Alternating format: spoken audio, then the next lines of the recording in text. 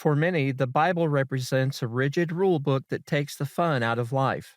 Others turn away from service to God because they feel they're too damaged and beyond redemption. Still, others reject the idea of God, sin, righteousness, and eternal reward or punishment. In this lesson, we'll discuss the influences that have led to these and other attitudes, and why we need to serve Him for the love of God that's been shown to us.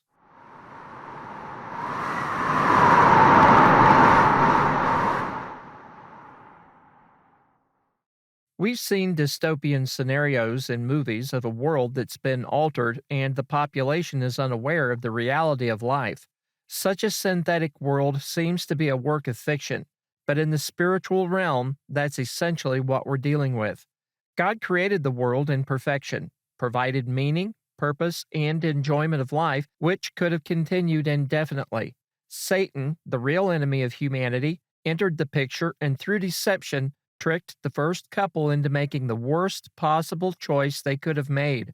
Thousands of years later, humanity seeks answers to the meaning of life in science, the paranormal, alien encounters, and more. We want to know why we're here, what our purpose is, and how to live a fulfilling life, unaware that the answers to our questions have been provided in the pages of the inspired Word, the Bible. In this lesson, we'll discuss the reality of the beginning, the confusing cloud of history, unification of diversity, the thread that binds, the love of God, and the legacy of unbelief. Let's take a look at each of these. Most people today have been influenced with the idea that the universe spontaneously came into existence when a sudden spark ignited the process of creation. The Big Bang, as it's known, is thought to remain detectable in the dim reaches of space or as subtle background noise and radiation.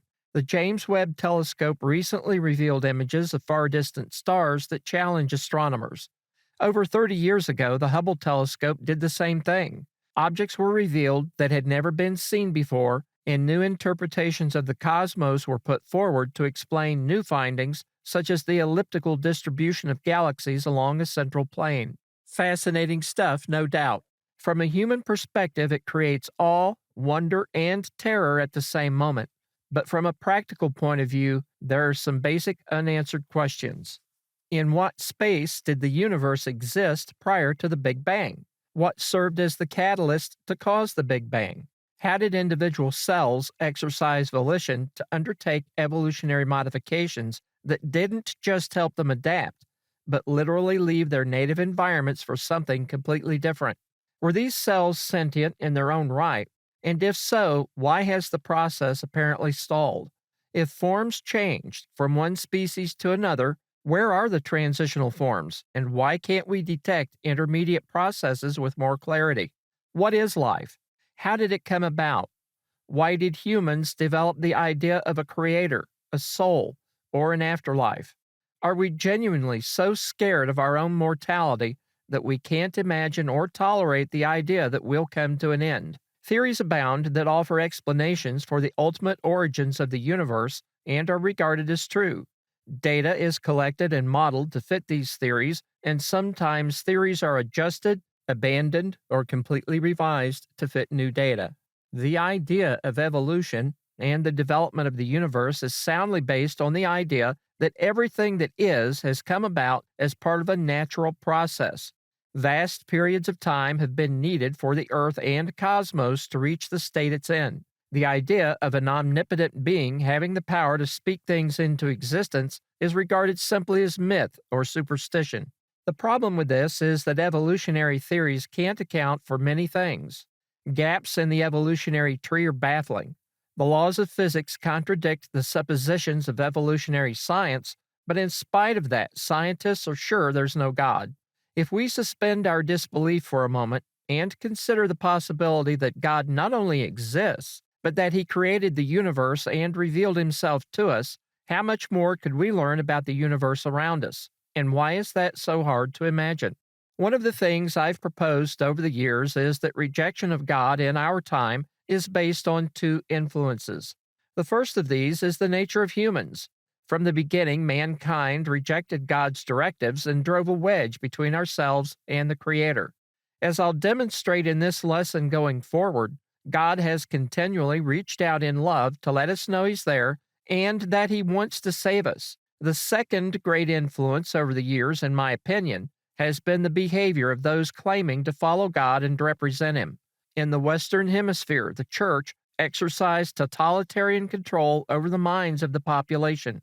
The Church persecuted and killed those who opposed officially sanctioned doctrine, controlled the flow of information on everything, including the Scriptures and learning in general, and exercised a level of social oppression that few other powers have ever wielded. In addition to these accomplishments, wars were fought, millions exterminated, and nations taxed into oblivion to support the holy cause. Every aspect of life was controlled, determined by, and authorized by the Church, until people had enough and began to rebel. Even as enlightenment began, factions within the Church rose up, fought each other, practiced their own form of repression, and furthered the cause of superstition and ignorance for hundreds of years, all in the name of God. Atheism, atheistic humanism, and other disciplines rose, gained the upper hand, and began to work on expelling the influence of those Bible believers, setting the stage for culture wars that continue today. And we can understand that. None of that has anything to do with God, the Bible, or the reality of life. God created humans and placed them in a garden paradise where they had an idyllic existence.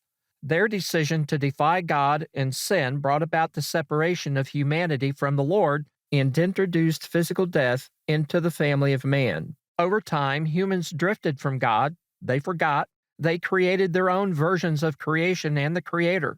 Slowly, the story was forgotten in the majority of the population. And that leads us to taking a careful look at the cloud of history and how events obscure fact. The end result is that we live in an artificial reality that was never intended by God, and while we may doubt the story of the Scriptures and their instruction, the fact remains that we live in a synthetic world. The passage of time has a tendency to cloud our understanding of historical events. We can come to conclusions about certain aspects of what's taken place, but our knowledge of such things is incomplete at best.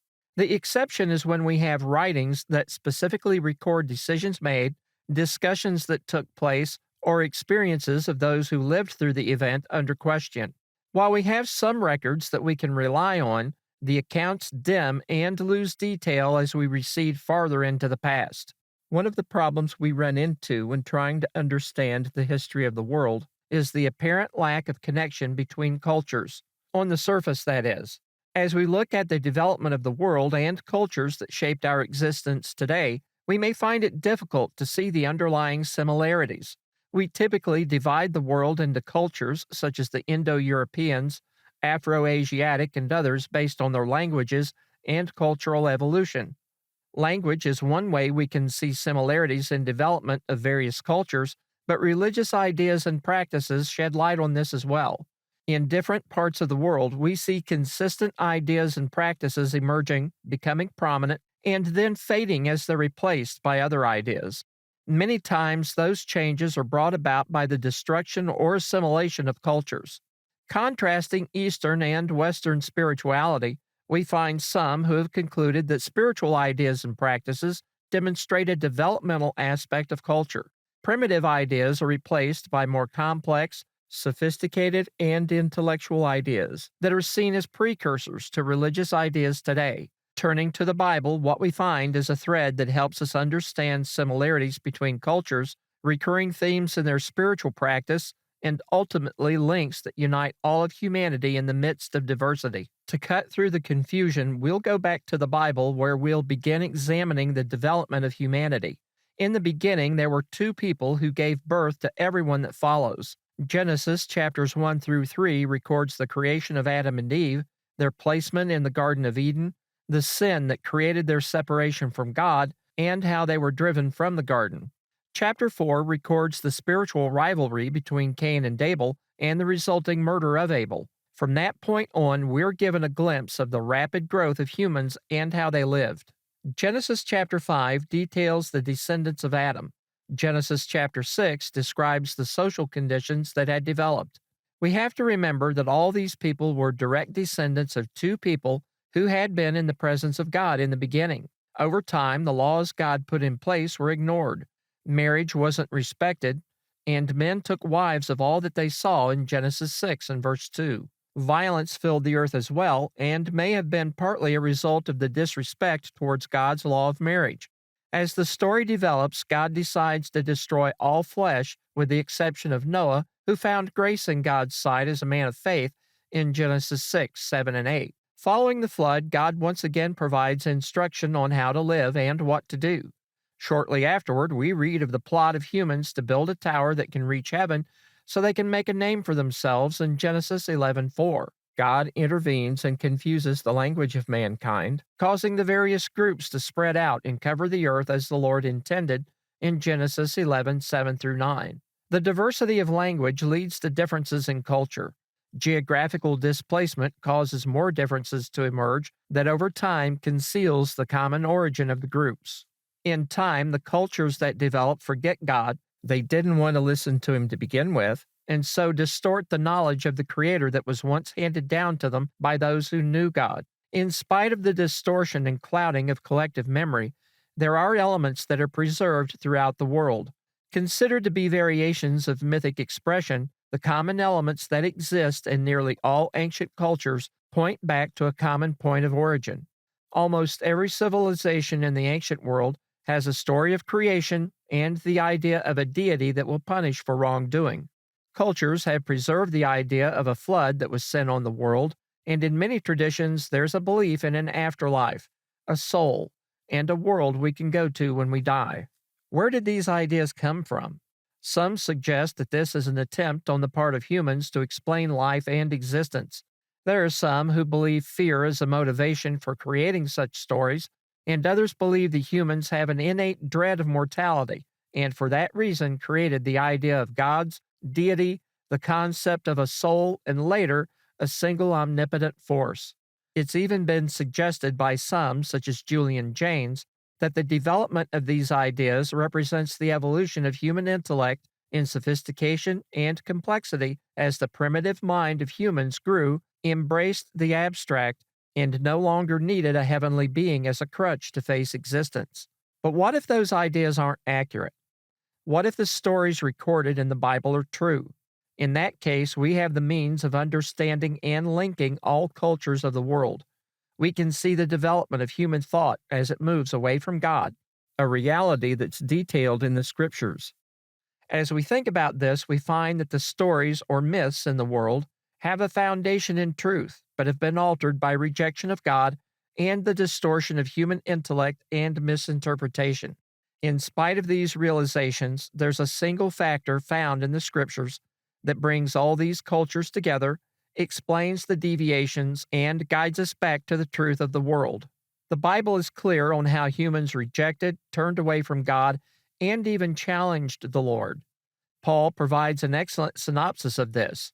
Speaking of the ancient world, the apostle writes, "Because that, when they knew God, they glorified him not as God, neither were thankful, but became vain in their imaginations, and their foolish heart was darkened. Professing themselves to be wise, they became fools, and changed the glory of the uncorruptible God into an image made like to corruptible man, and to birds and four-footed beasts, and creeping things. Wherefore God also gave them up to uncleanness through the lusts of their own hearts, to dishonor their own bodies between themselves, who changed the truth of God into a lie, and worshipped and served the creature more than the Creator, who is blessed forever. Amen." In Romans 1:21 through 25. As the flood ends and the family of Noah is able to leave the ark, God records a simple appraisal of the state of mankind. "And Noah builded an altar unto the Lord, and took of every clean beast, and of every clean fowl, and offered burnt offerings on the altar. And the Lord smelled a sweet savor, and the Lord said in his heart, I will not again curse the ground any more for man's sake, for the imagination of man's heart is evil from his youth. Neither will I again smite any more everything living as I have done, while the earth remaineth, seed time and harvest, and cold and heat, and summer and winter, and day and night shall not cease," in Genesis 8:20 through 22. Although humans are capable of higher order intellectual pursuits and development, the tendency of mankind is to focus on the organic. We understand things in light of what we experience in a tactile sense. Our personal emotional attributes dictate what we'll accept or reject.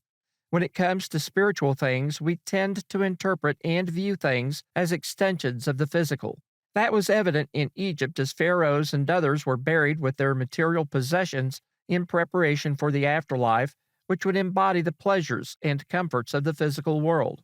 Spirituality, even in regard to individuals who took a more non material esoteric approach, still reflects the body experience, emotional states, or in some cases, the manipulation and alteration of consciousness. All these practices, philosophies, and ascetic approaches lead scholars and others to conclude that the search for spirituality and meaning in life isn't a reflection of a soul or realm beyond ours, but is a phenomenon unique to humans, representing an inner struggle to make sense out of existence. There's a certain degree of fatalism born of scientific interpretations that reduces life to our organic and psychological development, marked by the passage of developmental milestones ending with our death. To some, there's nothing more to life than we should make peace with ourselves and the world while waiting for our expiration date to arrive. The Bible isn't just a band-aid to make us feel better and lure us into a false hope.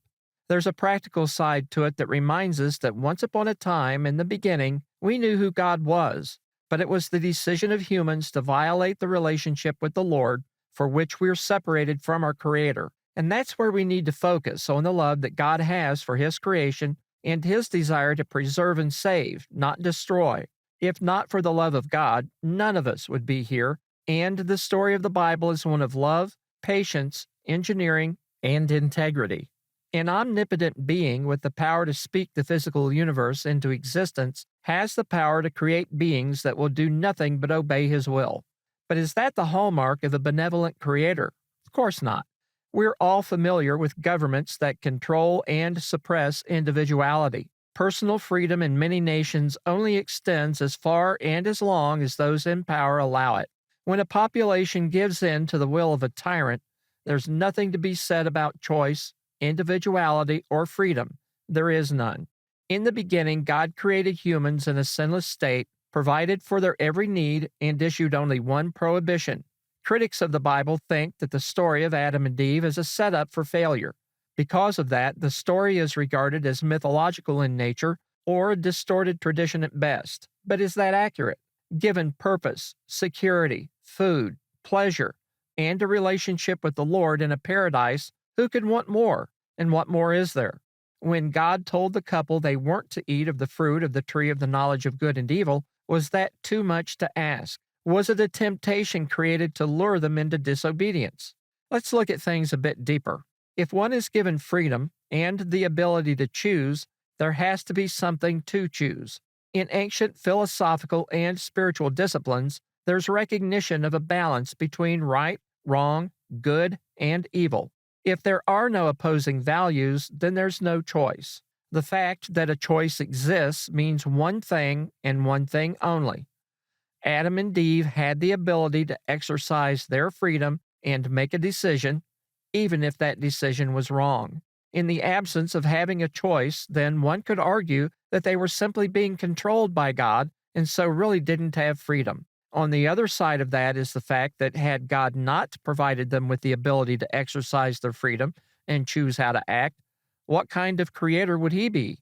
This is a somewhat hard concept to grasp, but the fact is that when one doesn't have a choice to make, because there's nothing to consider as a choice, then one doesn't have the ability to exercise their freedom and make decisions about their lives. The fact they made the wrong choice, however, brings us to one of the most powerful doctrinal elements in the Bible, and that is the thread of love God demonstrates toward humans from the beginning of time to the end of Revelation. Let's take a look at how that manifests and what it means for us. When Adam and Eve sinned against God in Genesis 3, He could have destroyed them. He stated that in the day they ate of the forbidden fruit, they would die. When God confronted the couple, He pronounced that their lives would change. Physical death would be a reality. But although He had the right as Creator to destroy them, He didn't. He added that there would be a time when humans would be saved from the deception of the devil who had appeared in the form of a serpent in Genesis 3:15. Love was expressed in the preservation and the promise of salvation to come. As the family grew and sin multiplied in the world in Genesis 6, God once more had every right, by virtue of being the creator, of destroying everyone. We find that the world had reached a state that most weren't going to listen, and so they would lose their lives. Noah, however, a man who walked with God, was told to prepare for the coming judgment so that he and his family would be saved in Genesis 6:13 through 21. Love for his creation led God to preserve it. He had made a promise to Adam and Eve that one day all of mankind would be saved as the seed of woman bruised the head of the serpent, and that day hadn't come. God judged the world, demonstrated his love for all in preserving Noah, and created in the flood a powerful image of salvation, as we discussed in the lesson on the figure of water. Love, wisdom, and engineering combine in a story that later unfolds as part of the New Testament in such a way that no myth has ever done. After the flood, the population increased once more, and they decided to defy God and make a name for themselves in Genesis 11. The entire group was united in their rejection of God's command. God could have destroyed them for their rebellion, but he didn't. Instead, he confused their language in Genesis 11:5 through 9, spreading them throughout the world as he had commanded.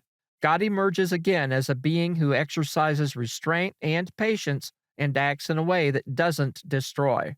The promise God made to Adam and Eve, which we learn later was made before the world was created in Titus 1 and verse 2, becomes the focus of the narrative. God calls Abraham in Genesis 12 to go to a place he would show him and makes three promises.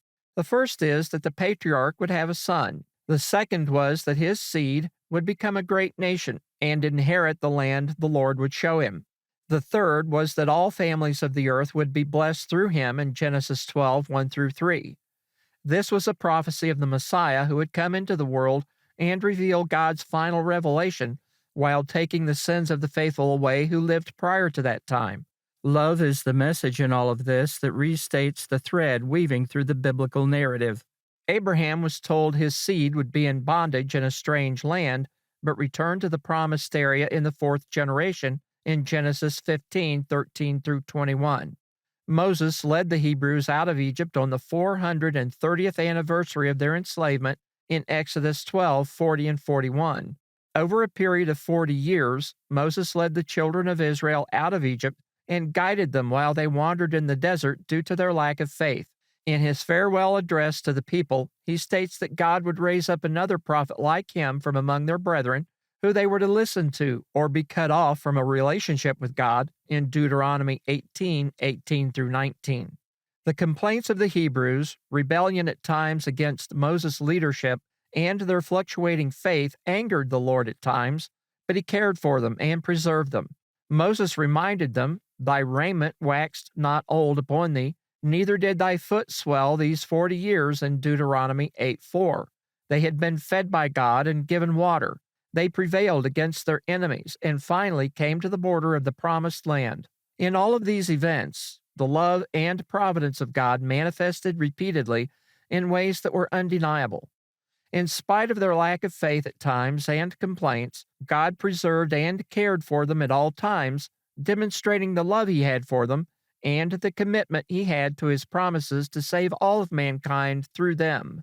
The nation of Israel, and later the divided kingdom of Israel and Judah, sinned against God until such time as there was no remedy in 2 Chronicles 36:16.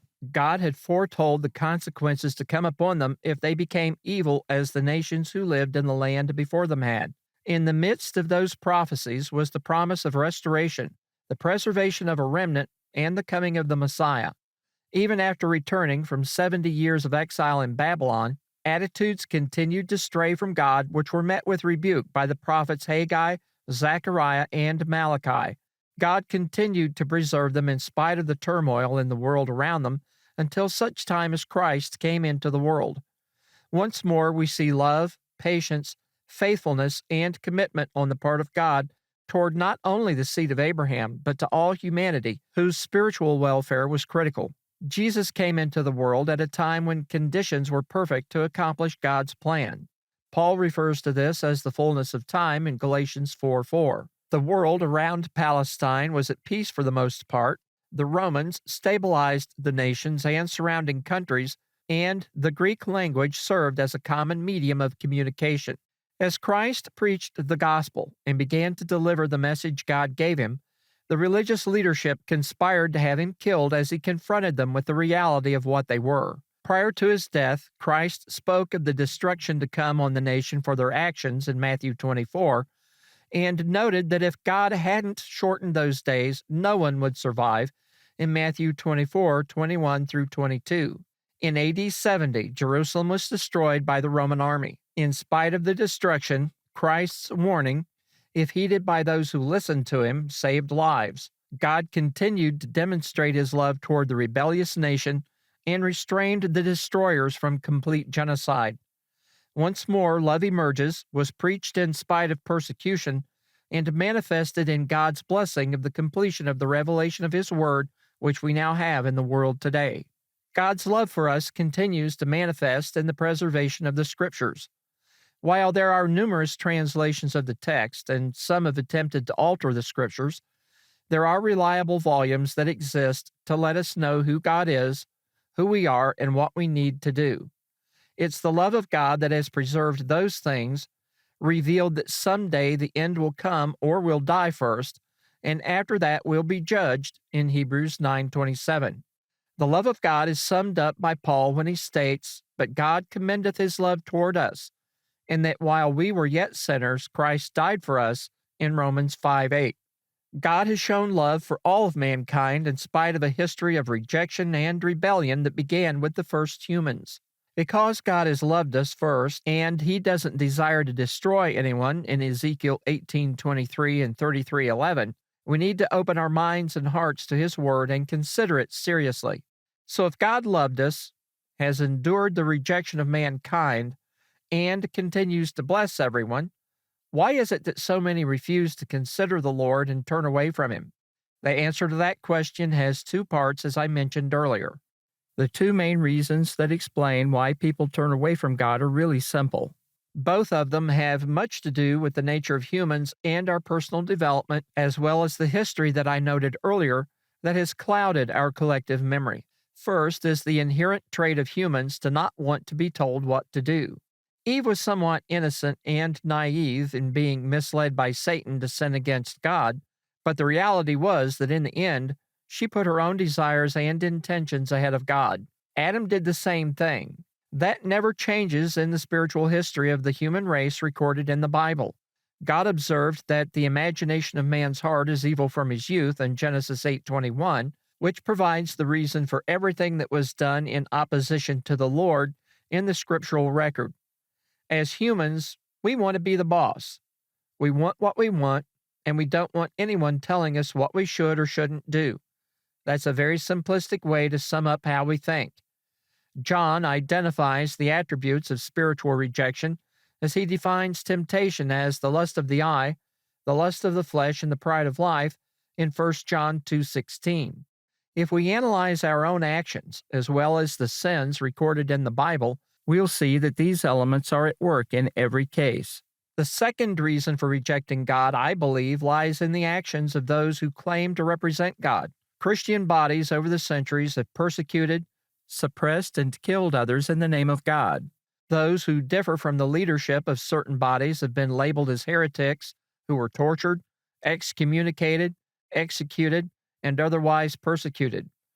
This hypocrisy has had the effect of causing many to question and reject the ideas offered by Christianity, not necessarily due to the nature of the Scriptures, but because of the actions, false ideas, misleading hope, and even corruption that has tarnished the idea of God.